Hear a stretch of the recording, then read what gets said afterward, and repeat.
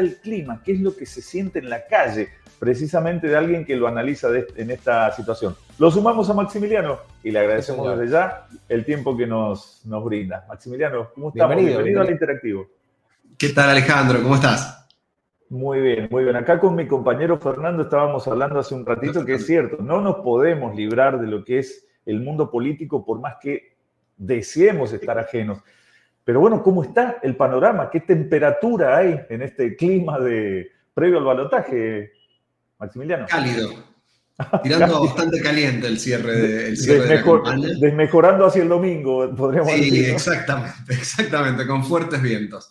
La verdad es que se está dando todo un proceso de catalización de toda una etapa de campaña electoral larguísima, por cierto, que empezó mucho antes de la campaña electoral nacional en las provincias, entre ellos en Mendoza, donde hubo elecciones previas, provinciales, municipales, de todo orden, y esto ha generado, te diré, un impacto importante en el ánimo ciudadano. La gente está cansada, claramente cansada, agotada de este proceso electoral, y hay también un proceso de polarización entre figuras que en todo sistema electoral con estas características se va incrementando progresivamente, ¿no? Hasta llegar a que en un espacio donde es blanco o es negro, es en este caso Milei o Massa, Massa o Milei, el nivel de polarización de los discursos tensa aún más a una ciudadanía que ya está de por sí bastante tensionada. Nos quedan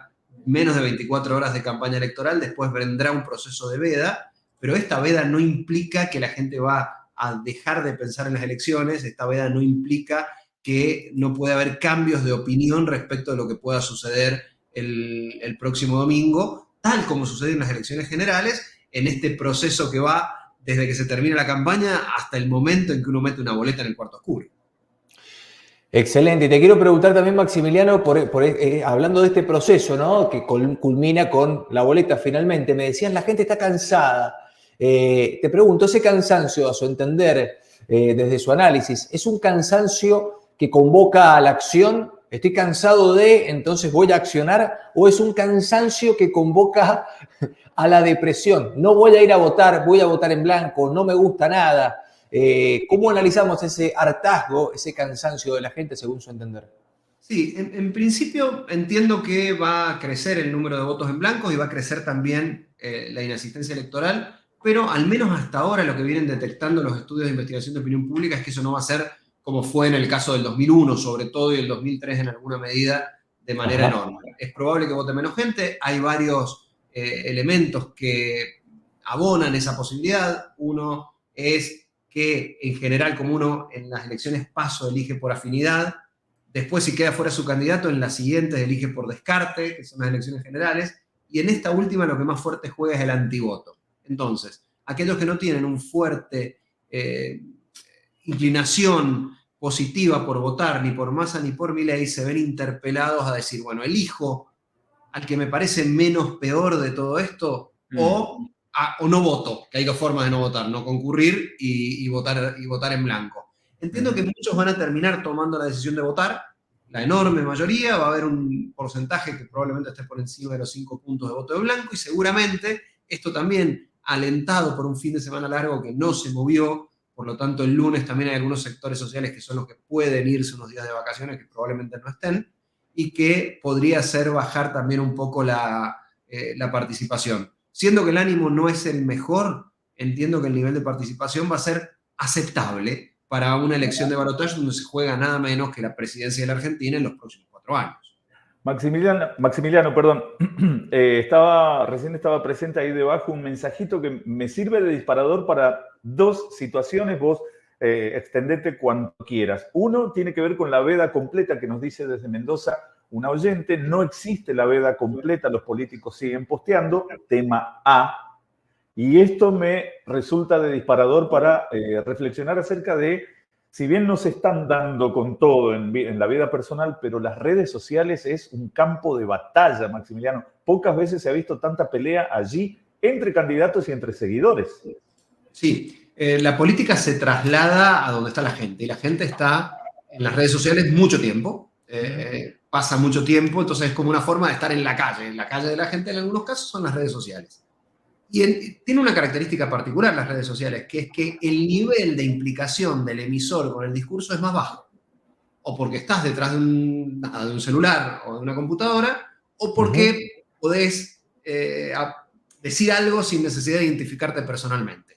Eso hace que los niveles de odio en el discurso se incrementen enormemente, mucho más de lo que sucede en medios masivos de comunicación y, por supuesto, en la presencia directa, donde, si bien en algunos casos, y se han visto algunos casos donde ha habido algunas cuestiones relativamente violentas, el nivel de implicancia del sujeto es mayor. Eso por un lado. Entonces, sí, es cada vez más alto ese nivel, pero tiene que ver básicamente con la polarización a la que hacíamos referencia. Si hay una sociedad polarizada, esa polarización se expresa en términos de discurso de manera muy dura. Por suerte, y digo, esperemos que esto siga siempre siendo así, la Argentina sigue teniendo un nivel de violencia en el marco de las campañas electorales bajo comparado con otros países latinoamericanos. Mucho más alto del que quisiéramos, pero comparado con Perú, con Ecuador, con Venezuela, con Colombia, con México, etcétera, estamos, acá en general, no suele haber hechos demasiado graves ligados a esto. ¿Nos medimos? ¿Nosotros sentís que nos medimos con esos países o a lo mejor miramos, no sé, a Estados Unidos o a Europa o a otro lado? Sí, y está bueno que miremos a otros países donde los niveles de violencia son menores, ¿no? Pero lo cierto es que la comparación que tenemos es esa, digamos, y en ese contexto, por suerte, se mantienen ciertos niveles, y uno hay que tocar madera respecto a que esto se mantenga así por siempre, ciertos niveles de convivencia mínima democrática, aún a pesar de insultos durísimos que se dicen en redes sociales o cosas realmente muy pesadas que se dicen en redes. Pero bueno, respecto de la veda, que era la otra parte de la pregunta, es decir, la veda se concibe para lo siguiente. Hay todo un proceso de comunicación relacionado con lo publicitario que va por en todo el proceso electoral, largo. ¿Bien? Y la idea de las vedas electorales, en general en los países donde existen, es que el ciudadano tenga un tiempo con menor nivel de intensidad de la comunicación política para poder reflexionar respecto del voto. Pero esto no implica que los políticos se tengan que quedar mudos. Lo que implica es que no pueden hacer publicidad. Y eso está prohibido legalmente. Esto es, no pueden meterse en tu celular y decirte aquí estoy con una publicidad abajo. Sí, lo que pueden seguir haciendo es postear, es hacer declaraciones y todo eso. No está prohibido y tiene que ver con la libertad de expresión. Con lo cual, es lógico que los políticos sigan hablando. Hay que estar muy atentos respecto de que no haya ningún tipo de violación respecto de la veda puntualmente, que, como digo, implica no hacer publicidad política en toda esta etapa hasta el mismo día domingo. Bien, quiero preguntarte, Maximiliano, se cumplieron 40 años, ¿sí?, del retorno de la democracia. ¿Qué observaciones nos podés hacer teniendo en cuenta este número importante y que celebramos, ¿no? Ojalá que siempre sea así, que vivamos en democracia. ¿Qué observaciones podés hacer de esta campaña específica, comparándolas con todas las que hemos visto de este retorno a la democracia? Y fíjate que te marco esa distancia y no antes de eso. Sí, se ha dado un proceso de polarización muy duro. La democracia también es con discusiones y con discusiones fuertes. Digo, entender la democracia es consenso y es disenso. Son las dos cosas. Es más, de hecho, la democracia es un modo que establecemos los ciudadanos de resolver nuestras diferencias. Digo, y tomar decisiones compartidas aunque podamos no estar de acuerdo. En ese contexto se ha polarizado en esta última etapa la convivencia democrática bastante.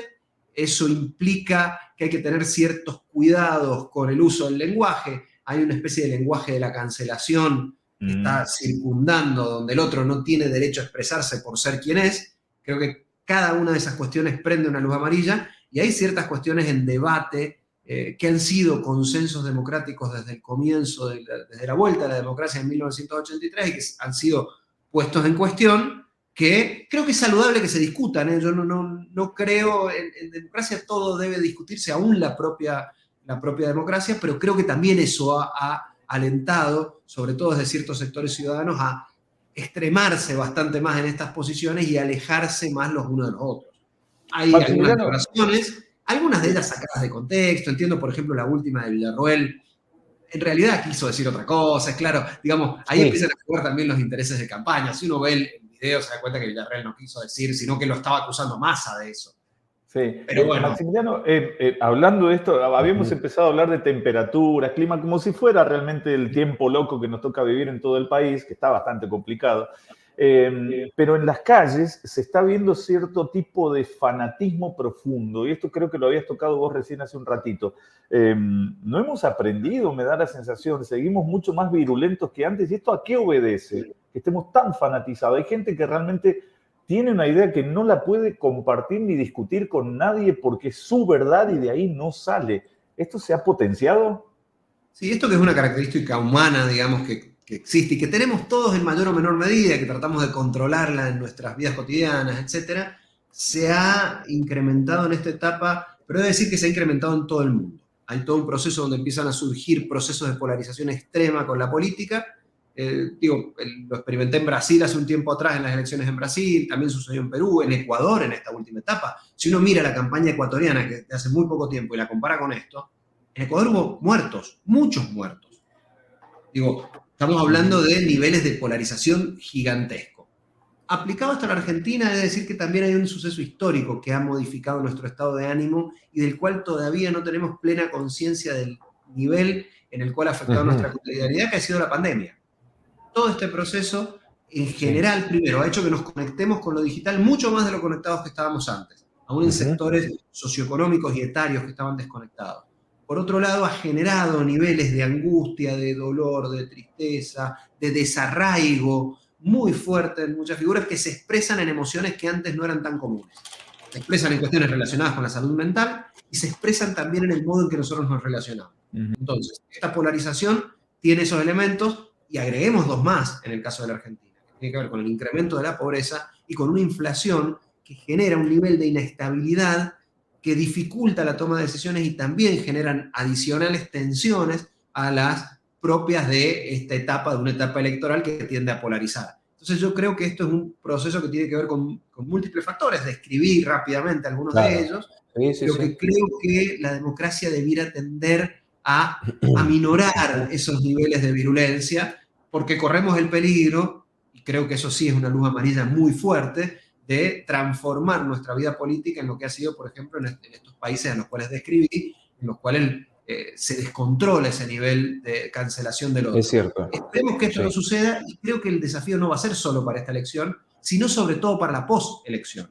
Porque sea gane quien gane este próximo domingo, le espera un espacio de donde verán calmarse las aguas, aclarar un poco este espacio y volver a convivencia democrática un poco menos virulenta. Si hay enormes desconocimiento de resultados, si hay una polarización posterior que sigue a los resultados del día lunes, esto se puede transformar en parte de la cultura política argentina y creo que sobre eso tenemos que tener mucho cuidado. Bien, quiero meter un poquito el dedo en la llaga, Maximiliano, para conocer también tu opinión. Ya estamos casi también con tiempo cumplido, así que te agradezco por favor la brevedad, pero ¿se terminó la grieta en Argentina? No, hay otra grieta, claramente. Lo que pasa es que se redefinió la grieta. Ahora, la grieta que plantea Milei es casta, anticasta, ahora plantea una de republicanismo versus populismo, Massa plantea una autoritarismo versus democracia. Son diferentes grietas. No desapareció la grieta, si no, no tendríamos este proceso de polarización creciente ni estaríamos discutiendo respecto de por qué a veces buscamos cancelar al otro. Hay nuevas grietas. Nuestro camino, nuestro desafío en términos de democracia es tratar de que esas grietas sean un poco más angostas y que haya posibilidad de dialogar entre los que piensan de una manera y los que piensan de otra. Bien. Maximiliano, la verdad, qué charla interesante, qué charla objetiva dentro de todo, que es lo más interesante para poder aclarar a la gente que está viendo y está escuchando un poquitito más. Yo creo que después de esta charla, más de uno va a ir con la cabeza un poco más fresca este domingo a votar. Hay muchos indecisos todavía. Te agradecemos muchísimo el tiempo que nos diste, Maximiliano. Y gracias. Muchas gracias a ustedes. Un abrazo grande, gracias. Por favor, un placer hablar con vos. Maximiliano Aguiar, presidente de la Asociación Argentina de Consultores Políticos, a ASACOP. Bueno, estábamos chequeando esto. Le pusimos el termómetro en la frente a la política y nos ha dado como que está con un poquito de fiebre. Tenemos que calmarnos porque faltan horas nada más para ir al cuarto oscuro. Pero se puede tomar un analgésico, estamos a tiempo. Una duchita. Una duchita para bajar la fiebre. Todavía estamos a tiempo, aunque así no lo parezca, pero sí, hay tiempo. Pausita, dale, ya volvemos. Hasta las 14, El Interactivo. El Interactivo. Hacemos la noticia con vos. Bueno, 35 minutos pasaron ya de las 12 del mediodía. Bien, ¿vamos a pasear por el país jueves. para verla hablando de las temperaturas o qué?